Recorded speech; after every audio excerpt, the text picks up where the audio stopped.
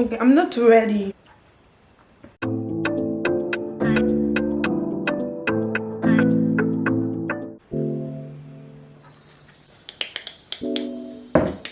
Salut toi. Alors aujourd'hui on va faire quelque chose d'assez particulier. Je vous avoue que j'avais une idée pour cette semaine mais c'est tombé à l'eau. Donc on va pas faire de vidéo compliquée. J'ai juste resté assise sur mon lit tranquillement. J'ai demandé à ma soeur de pouvoir me poser certaines questions. Je lui ai donné en fait un truc, un questionnaire de 50 questions. Et parmi ceux-là, d'en choisir 15. Donc je vais essayer d'y répondre. Le titre du questionnaire c'était Deep Question en anglais. En français ça veut dire question profonde, c'est-à-dire qu'il va demander de la réflexion. Donc j'espère qu'elle m'a pas donné de questions trop difficiles. Je connais ma soeur. Donc voilà, ok, on va commencer. Je vous avoue que je stresse un peu.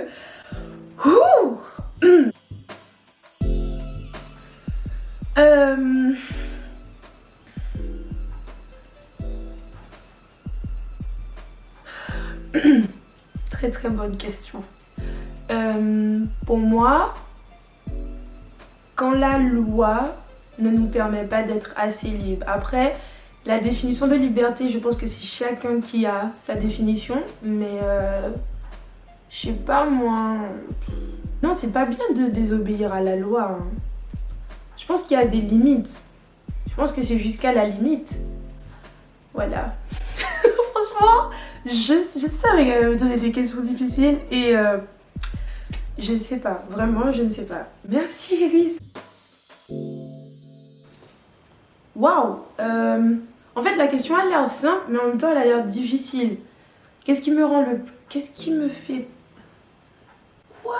Le plus responsable, elle a dit, hein. Je pense que c'est mon futur. Mon futur. Voilà. Mon avenir en général, hein, tout, hein, professionnel, familial, tout, everything.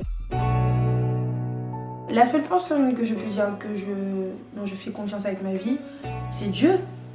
Je pense que c'est peut-être une réponse cliché, mais la seule personne auquel je peux faire confiance pour ma vie, c'est Dieu. Parce que clairement, que ça soit, et aucune honte, hein, mais que ça soit des membres de ma famille, que ça soit mes amis, etc., c'est que Dieu, il a mon avenir entre ses mains, il a mon présent entre ses mains, c'est le seul pour lequel je peux remettre ma vie entre ses mains. Je sais pas si ça avait du sens ce que j'ai dit, mais en tout cas, c'est Dieu.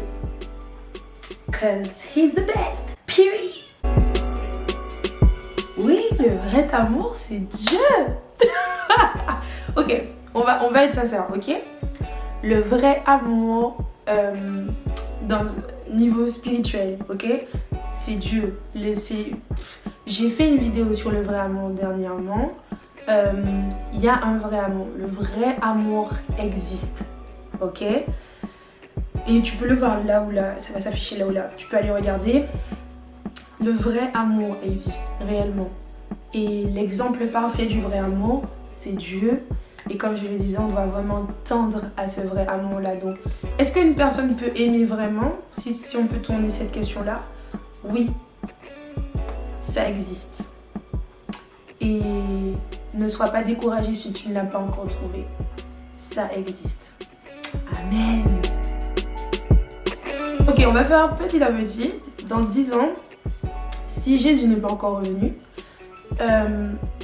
dans 10 ans, je crois que le monde, ce sera un monde superficiel. Pourquoi je dis ça? Parce qu'avec toutes les technologies qui augmentent, etc., j'ai l'impression qu'on va vivre de plus en plus dans le monde virtuel.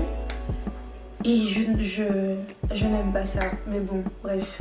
En tout cas, Jésus revienne vite, hein, c'est tout. Mais dans 10 ans, je pense que ouais, il y aura déjà beaucoup d'évolution. Et ça m'étonnerait pas si on est vraiment dans un monde où la réalité virtuelle a augmenté, toutes ces choses-là ont augmenté. Mais je pense que c'est vraiment possible que ça soit un monde superficiel, un monde super virtuel. Et j'espère en même temps pas. Dans 50 ans, je sais pas si la Terre va vivre jusqu'à 50 ans. Très, très sincèrement, dans 50 ans, on sera en quoi? 2000... 2071. Je ne pense pas qu'on va arriver jusque là. Mais en tout cas, si Dieu le veut, dans 50 ans, j'aurai quel âge moi-même?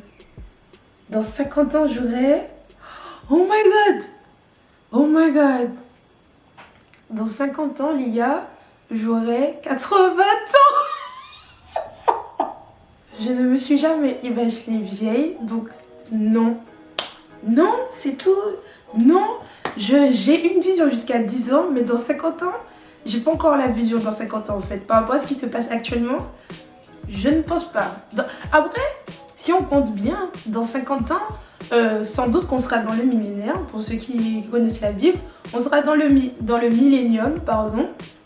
Et ouais, on va vivre notre meilleure vie tout simplement parce qu'on est sauvé, parce qu'on est, voilà, tout simplement. Ça, c'est ma soeur tout crachée. Je savais qu'elle allait me poser cette question-là allait ressortir. Comme partenaire parfait, hein? Qu'est-ce que tu veux que je te dise? Non, en vrai, en tant que femme, qu'il me traite comme Dieu lui a dit de me traiter, c'est-à-dire comme Christ a aimé l'Église. Et je pense que ça englobe beaucoup de choses. Voilà. J'aurais dit l'injustice. Quand je vois l'injustice, ça m'énerve. Voilà, je déteste au plus profond de moi l'injustice. C'est vraiment un truc qui est... Wouh! Heureusement, il y a les fruits de l'esprit, la patience, la maîtrise de soi, parce que sinon, je crois que j'aurais déjà pété les plombs sur beaucoup de personnes. Mais le Saint-Esprit est là. Amen. Yes. Waouh. Alors, il faut savoir que je suis... Après, c'est ma manière de faire, mais peut-être qu'il faudrait que je la change. Mais je suis pas le genre de personne à me donner des objectifs sur le très long terme. Donc, c'est-à-dire que pour l'année prochaine, j'ai pas nécessairement d'objectifs. Mais pour cette année, oui, j'en ai des objectifs. Et pour le moment, ils sont pas vraiment en train de s'accomplir. Mais Dieu pourvoira. Amen. Amen. Ok, les personnes que je considère comme étant ma famille, bon, pour moi, j'ai deux catégories de famille, ok? En tant que chrétienne, tu vois, j'ai ma famille physique, donc parents, frères, sœurs, oncles, cousins, cousines, tatis, grands-parents, etc. Et ma famille spirituelle, qui est l'église. En vérité, étant ici en France, dans une ville où j'ai pas de famille avec le lien du sang, si on peut le dire, voilà, la famille spirituelle, elle aide beaucoup parce que, surtout quand tu sors d'un pays, du coup, ça aide énormément. Mais qui est-ce que je considère comme étant ma famille en général? C'est ces deux catégories-là. Et voilà. Petite pause smoothie. Tu peux prendre aussi ta pause. Thé, café, jus, coca, everything.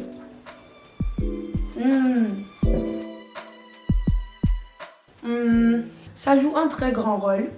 Et un rôle que j'estime de plus en plus.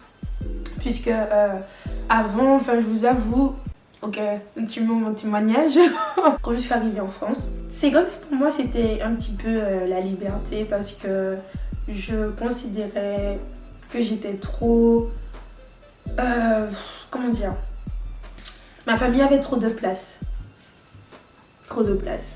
Et du coup, je me suis un petit peu éloignée. Là maintenant, ça fait quelques années que j'essaie de reconstruire au fur et à mesure et d'être de plus en plus proche des membres de ma famille, que ça soit... du coup là c'est surtout de ma famille physique que je parle. Et sinon ma famille spirituelle, ceux qui sont ici en France, ils ont une très grande place au quotidien. Et voilà, je les aime énormément. La famille est censée avoir une très grande place et c'est censé être l'un des piliers de ta vie avec Dieu en premier. Voilà, j'espère que j'ai bien parlé. Meilleure amie pour moi, Mon meilleur ami, mon ami de tous les temps.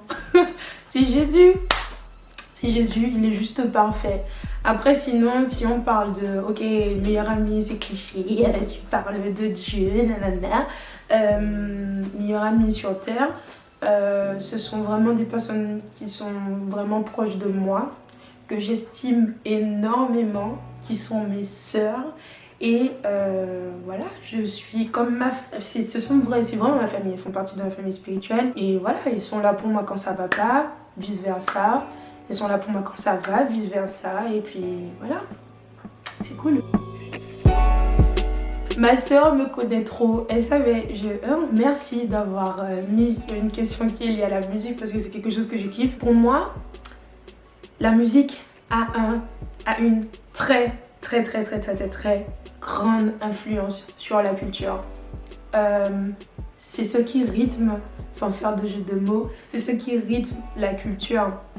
Quand tu regardes par exemple la culture américaine avec le hip-hop, le rap, rock, jazz, c'est un melting pot, en fait c'est un rassemblement de plusieurs cultures c'est un rassemblement de plusieurs musiques qui font les gens.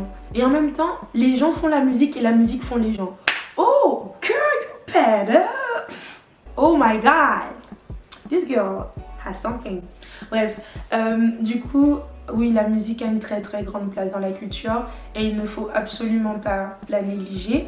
Et c'est pour ça que je pense que c'est important pour nous en tant que chrétiens, d'ailleurs je fais passer ce message-là aux musiciens chrétiens, de ne pas jouer avec la musique parce que c'est vraiment quelque chose qui donne sa place à Dieu dans la société. Yeah! Ok, bon. Bon, ça fait un peu cliché, d'accord? Mais en ce moment, j'aime beaucoup la culture des Sud-Coréens. Je sais pas, ils sont cool. Les gens, ils sont vraiment cool. Et la culture d'Asie, plus précisément Asie de l'Est. J'aime beaucoup en ce moment et je suis branchée drama. Peut-être que, je pense que ça doit se voir. Mais en tout cas, j'aime bien les dramas coréens, c'est cool. Et j'aime beaucoup leur culture. Après, je sais très bien que les dramas coréens, c'est absolument pas la réalité.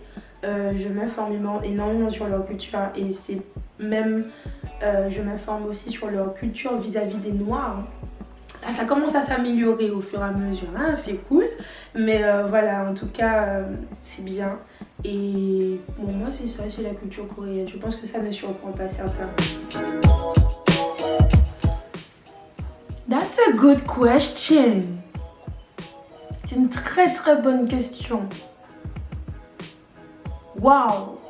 Très sincèrement, je pense qu'il est plus facile de pouvoir détruire des choses. Mais si c'est pour recréer après, ben... Voilà, hein. Les gens sont meilleurs dans le fait de créer des choses. Ouais. Parce que détruire, voilà, mais d'en créer les choses, il y a vraiment des choses qui sont fascinantes. Et des choses même que toi, tu es capable de créer qui peuvent être fascinantes. Mais je crois que en étant une fille assez positive, les gens sont meilleurs à créer. Voilà. Non, ça c'est trop ma soeur. Je sais qu'elle a posé ce genre de questions là aussi. Et d'ailleurs, c'est la dernière question. Waouh! Je pense que si elle était en face de moi, elle m'aurait vraiment dit de choisir un des deux. Bon, donc, pour moi, le plus important, c'est ce qui se passe à l'intérieur. Ouais, son âme. C'est le plus important que son corps. Et je crois que une bonne âme fait qu'un corps soit en bonne santé par la suite. Et c'est sur ça que je finis cette vidéo. Je te remercie d'avoir regardé. Peut-être que ça a été un peu long, voilà. Mais dans tous les cas, j'espère que ça t'a permis aussi toi aussi de réfléchir un petit peu, tu vois. Si tu as aimé cette série de questions, n'hésite pas à le dire en commentaire, comme ça on va peut-être avoir une partie 2 et puis avec d'autres personnes, pourquoi pas. Je te souhaite une bonne journée, après-midi, soirée. Bye!